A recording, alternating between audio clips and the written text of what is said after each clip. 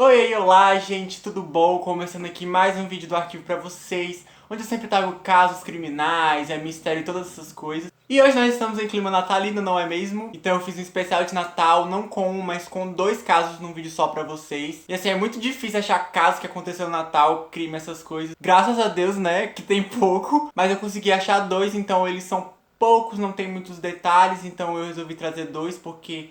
assim, eu gosto de quando tem muita informação, muito detalhe. Por isso que nos vídeos eu sempre trago muita coisa pra vocês, muita informação. Então pra não ficar um vídeo curtinho, eu trouxe logo dois casos pra vocês. Então já deixa um like aí pra mim. Já tem uma playlist aqui com vários outros casos que você pode estar assistindo. Então depois vai lá ver e dá mais like. Recado dado, vamos pro vídeo de hoje.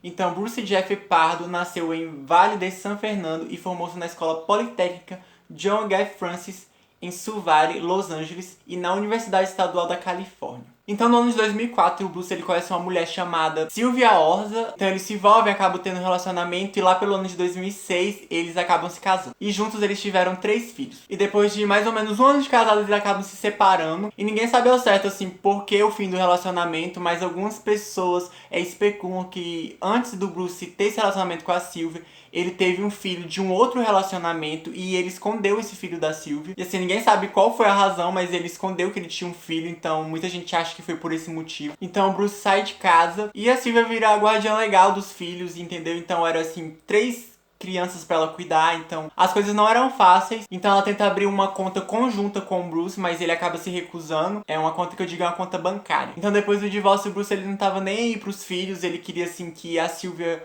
arcasse com todas as despesas, que ela cuidasse dos filhos sozinha, ele não queria ajudar com nada, já que, tipo, ela tomou essa decisão de separar, então ela que cuidasse dos filhos, ele pensava meio assim. Então, em junho de 2008, o Tribunal de Divórcio ordenou que o Bruce pagasse uma pensão de $1.785 por mês pra Sylvia. O Bruce até chegou a comentar com um amigo dele que a Sylvia tava levando ele pra lavanderia, ou seja, é um modo de falar como se estivesse deixando ele pobre, estivesse deixando ele sem dinheiro, por causa que ele tinha que pagar essa pensão, então pra ele tava uma situação assim também um pouco complicada. Então em julho o Bruce foi demitido por cobrar horas falsas e o tribunal suspendeu os pagamentos de apoio devido às dificuldades no trabalho. Então o Bruce e a Sylvia acabam fazendo um acordo no divórcio, só que assim, mesmo com esse acordo, o Bruce ele tem que pagar $10.000 pra Sylvia. E assim, ele tava completamente quebrado porque ele tinha se demitido no mês anterior. Então ele não sabia o que fazer, ele não tinha dinheiro. Então numa declaração judicial, o Bruce ele reclamou muito da Sylvia, falou várias coisas dela. Ele ficava falando que ela tava morando com os pais dele, que ela não pagava aluguel, que ela gastava muito dinheiro, sabe, com carros, viagem, que ela também jogava muito em Las Vegas nesses jogos de azar, que ela só comia em bons restaurantes, tinha muitas aulas de golfe, massagem. Então ele acusava que ela tava desfrutando desse dinheiro todo que ele dava, entendeu? E ele ficou muito bravo com isso. Ok, então depois desse mês de julho, passa alguns meses, chega o mês de dezembro. Então assim, era véspera de Natal. Então a família da Sylvia se reúne na casa dos pais dela pra comemorar o Natal. Então aproximadamente às 11h30 da noite, alguém toca a campainha. Então a sobrinha do Bruce vai abrir a porta. O nome dela é Katrina, ela tinha 8 anos de idade, ela vai atender a porta. Então quando ela abre a porta é o Bruce. E aí ela vai correndo pra cumprimentar ele. Sem pensar duas vezes, o Bruce ele saca uma pistola automática e dá um tiro no rosto da sobrinha. E ele tá todo fantasiado, ele tá vestido de Papai Noel, e além de estar carregando 2 pistolas semiautomáticas de 9mm, ele também estava carregando um lança-chamas caseiro que estava todo embrulhado em papel de presente. Então o Bruce entra na festa, na ceia de Natal, e ele sai atirando em todo mundo que ele vê pela frente, sabe? Não importa quem é, ele vai intercalando entre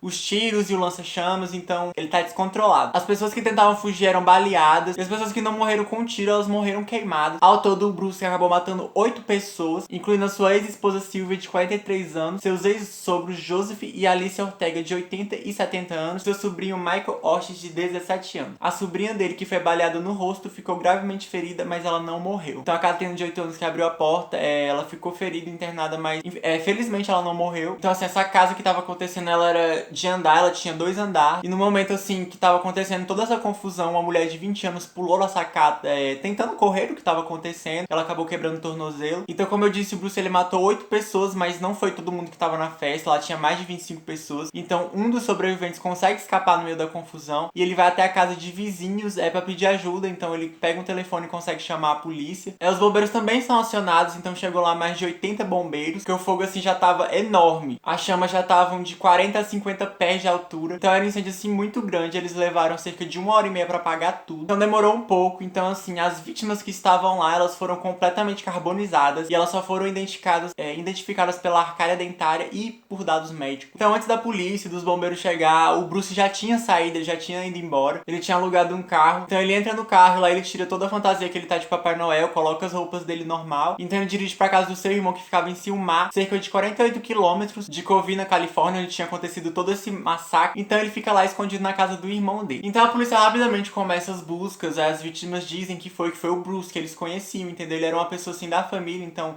não era ninguém estranho. Apesar da roupa de Papai Noel dele, dava pra ver claramente que era o Bruce. Então a polícia assim logo de cara achava que ele tinha fugido pro Canadá de avião, porque ele tinha comprado umas passagens aéreas para um voo na companhia Air Canada. Eles rastreiam o celular, chamadas, e eles viram que o Bruce ele tinha ligado dias antes para um amigo dele, dizendo que ia visitar ele no Canadá. Era um amigo do ensino médio, de quando ele estudava. Mas os investigadores, eles não tinham certeza se ele realmente queria visitar o amigo dele, porque ele já teria visitado esse amigo dele em outubro de 2008. Foi esse mesmo ano do massacre. Então, assim, poucos meses antes ele já tinha visitado o amigo, então não fazia sentido ele tá indo visitar o amigo de novo. Então eles concluíram que esse voo era só para enganar os investigadores. Então eles continuam as buscas. Então as autoridades são acionadas na cidade de Silmar sobre um homem que tinha cometido suicídio. Então eles entram na casa e quando eles chegam lá, é o Bruce. Ele tinha se dado um tiro na cabeça com a pistola. Quem chamou a polícia foi o irmão dele e no momento que ele cometeu todo esse suicídio, o irmão dele não estava em casa. Quando ele chegou, ele encontrou o corpo do Bruce. Ele até achou esquisito porque a porta estava trancada e ele disse que teve que arrombar a porta para conseguir entrar na própria casa. Então os investigadores acham que o Bruce ele teria um voo planejado para o Canadá, porque ele tinha comprado passagens para esse voo, mas eles perceberam que ele estava com queimaduras de 3º grau no braço, que foi por causa do lança-chamas, então ele estava bastante machucado. E aí a polícia concluiu que ele mudou os planos iniciais, que ele não ia conseguir viajar desse jeito, então ele acabou se matando. A polícia também encontrou um mapa do México num segundo carro alugado por Bruce, o que indica que ele poderia ter outros planos também de viagem. Então, ao certo, assim, ninguém sabe pra onde ele queria ir. Até mesmo ele não sabia pra onde ele queria ir. A polícia encontrou $17.000 enrolados em plástico filme entre suas pernas. E seu carro alugado havia sido estacionado e protegido junto com o que havia sobrado do seu traje de Papai Noel. Então o carro alugado dele tava assim, todo coberto com as roupas dele do Papai Noel, que sobrou, né? E isso era um truque dele.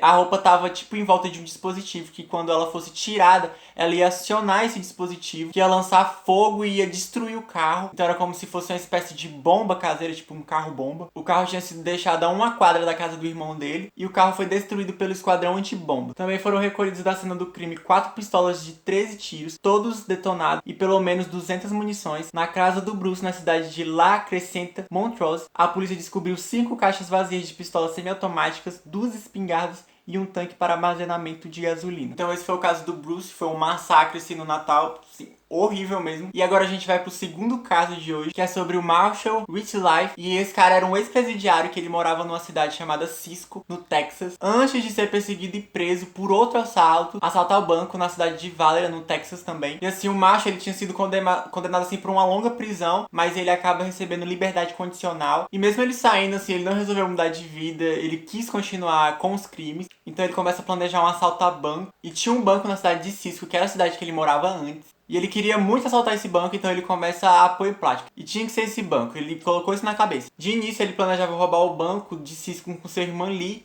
mas o Lee também havia sido preso, então não era só ele da família que tinha uma vida criminosa. Então o macho chamou Helms e Hal, que ele conhecia de Huntsville, e um quarto homem que era bom em roubar cofres. Então, nesse ano de 1927, no Texas, estava acontecendo assim muito assalto a banco, gente. Vários bancos estavam sendo roubados todos os dias.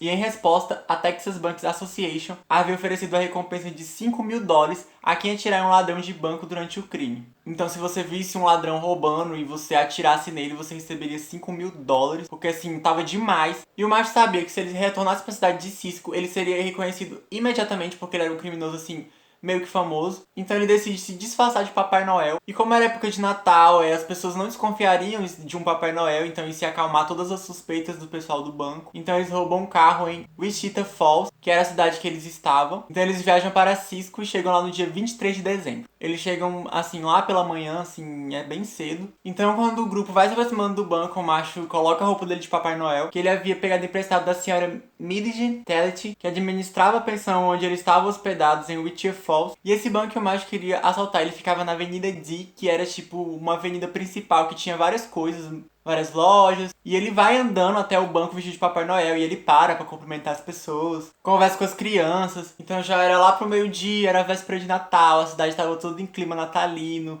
todo mundo arrumando as coisas. Então ninguém achou estranho o Papai Noel andando no meio da cidade, já que a cidade toda estava em clima de Natal. Então o macho vai em direção ao banco e as crianças vão atrás dele, sabe? E aí ele encontra com os outros comparsas dele num beco que ficava assim bem do lado do banco. Então eles entram dentro do banco e aí quando eles chegam já o caixa do banco já cumprimenta o macho, pensando que ele é um Papai Noel. E ele meio que fala: "Olá, Papai Noel". E o macho não fala nada, ele passa direto. Então o macho ele continua andando e mais uma vez o caixa grita de longe: "Oi, Papai Noel". E mais uma vez assim o macho não responde nada, então ele achou aquilo assim um pouco suspeito, mas nada demais, era só um Papai Noel um pouco mal-humorado. Então nesse momento o cúmplice do macho, o Robert Hall, entrou no banco e apontou a pistola pro caixa e disse: "Mãos ao alto". Então, segundo o bandido Harry Helms, também entrou com a sua pistola, seguido pelo terceiro homem armado, Davis. Então o macho passou por uma porta giratória, passou pela mesa do caixa, entrou na gaiola do caixa, abriu uma gaveta embaixo do balcão e removeu uma pistola daquele local, tirando ela do traje vermelho do Papai Noel. Agora os 4 homens estavam armados, incluindo o Papai Noel, que era o macho. Então o macho obriga os funcionários do banco a abrir o caixa e o cofre e começasse a guardar todos os dinheiros dentro de um saco plástico que ele tinha, enquanto os outros ameaçavam os clientes e funcionários, roubavam seus pertences.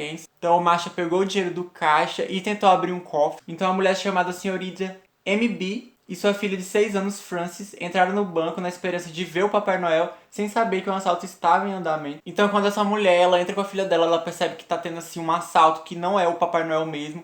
Ela sai do banco correndo e ela começa a avisar pra todo mundo que tá tendo um assalto no banco, ela começa a gritar. Então essa mulher ela alerta ao chefe da polícia de Beechford e pros cidadãos que estavam lá sobre o que estava acontecendo.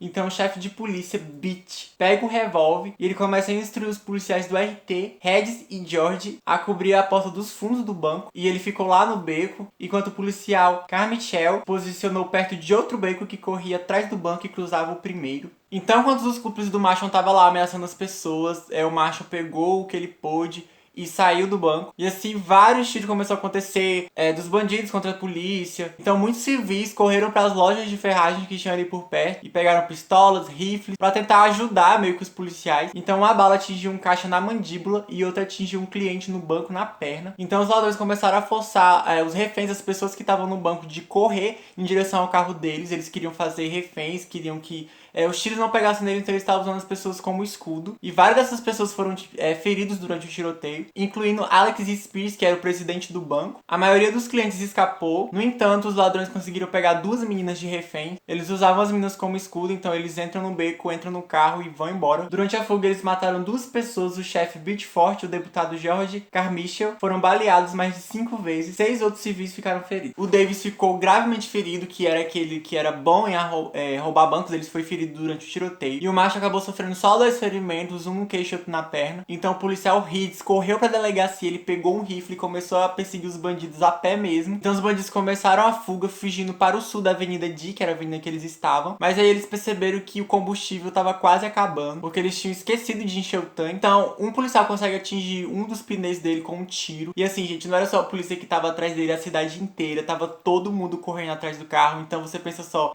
polícia correndo atrás do carro, outros carros, a população, todo mundo muito enfurecido. Então os ladrões saíram do carro, pegaram as armas e enquanto estava acontecendo, tinha um carro que estava passando. Quem dirigia ele era um menino de 14 anos chamado Wilson Harris. E aí ele largou o carro quando viu as armas, os ladrões pegaram, transferiram a pilhagem para dentro do carro, os reféns e tudo isso em meio aos tiros, sabe, gente? Então foi tudo muito rápido, eles conseguiram pegar esse outro veículo. E aí quando eles estavam para sair, eles não se atentaram a uma coisa. O menino que foi roubado o carro, né, o Harris, ele tinha sido muito mais inteligente, porque na hora que ele foi sair do veículo, ele tirou as chaves do carro e eles não perceberam isso, então eles não conseguiram dar partida no carro. E assim, como eu falei pra vocês, o Davis, ele ficou muito ferido, então quando eles colocaram ele nesse novo carro, ele tava inconsciente, então eles pegaram e voltaram pro primeiro carro que tava com a gasolina quase acabando, e eles deixaram o Davis lá e foram embora. E aí só depois que eles partiram que eles foram perceber que eles tinham deixado o dinheiro com o Harold, com o David no carro. Então assim, é muita loucura, gente. Então a população encontra o carro junto com o David e o dinheiro, e aí por um tempo eles desistem de perseguir, já que eles encontraram um ladrão. Para eles estava mais que bom naquela altura. O dinheiro foi devolvido ao banco e eles haviam roubado $12.400 em dinheiro, $150 em títulos não negociáveis. Foram feitas estimativas de que pelo menos 200 buracos de bala foram feitos no banco do carro. Além dos policiais, 6 pessoas da cidade foram feridas no tiroteio, mas ninguém tinha certeza se os ladrões ou os membros da máfia eram os responsáveis. Então David foi levado para o hospital. Então eles levam o David para o hospital porque ele tá muito ferido, ele tá muito mal. Só que é tudo em vão porque ele acaba morrendo, então eles não conseguem salvar a vida dele. E a morte dele foi por ferimentos de bala, mas especificamente de rifle. Enquanto isso, os outros continuavam com a loucura deles tentando fugir. Ainda tinha algumas pessoas que estavam atrás, a polícia ainda estava atrás. Então no desespero eles acabam virando meio que numa rua de terra, onde tinha vários cactos, várias coisas. Então assim, passar por lá tava meio difícil, então eles resolvem abandonar o carro. E eles pegam e também abandonam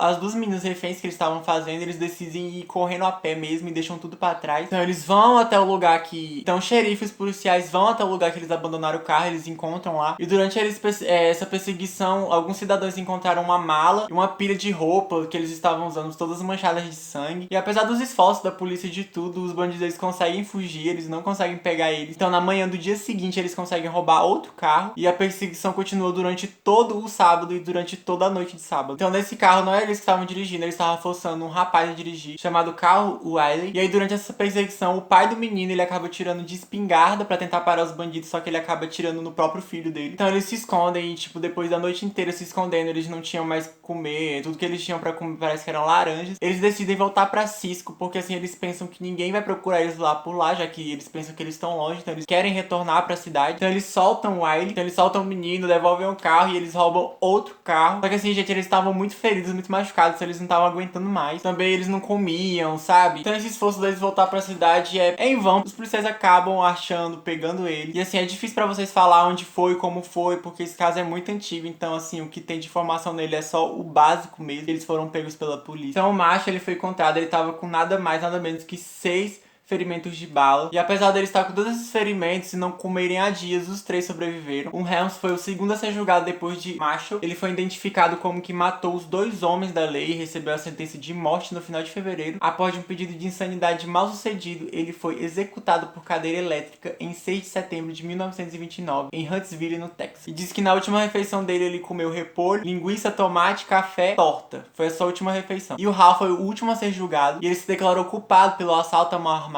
E ele chorou muito no julgamento, implorou por misericórdia. Ele até usou argumentos que a infância dele foi muito sofrida, foi muito doída, por isso ele faz essas coisas. Então em março ele recebeu uma sentença de prisão perpétua. E ele escapou 3 vezes da prisão nesse tempo que ele ficou preso, mas todas as vezes ele foi apanhado. E depois de ficar vários anos preso, ele foi liberado em 1940. Ele mudou o seu nome e começou a viver como cidadão comum. E ele faleceu em 1996. E o Marshall, que era o Papai Noel, ele foi condenado por assalto à mão armada no dia 27 de janeiro de 1928. Foi condenado a 99 anos de prisão. E meses depois, em 30 de março, ele foi condenado à execução por ele ter ajudado na morte daqueles 2 policiais que eu falei pra vocês mais no começo. Embora ninguém pudesse testemunhar ou ninguém ter visto realmente ele matando. Então depois dessa sentença dele de execução, ele começou a se comportar de um jeito muito estranho. Ele começou a se comportar como se fosse uma pessoa louca. Só que tudo isso dele era um plano pra declararem que ele tinha insanidade, que ele tinha problemas mentais. Assim, ele não ia ter uma pena de morte, sim uma pena no hospital psiquiátrico ou algo assim. Passou muitos anos e as pessoas começaram a ficar muito nervosas porque elas queriam muito que o macho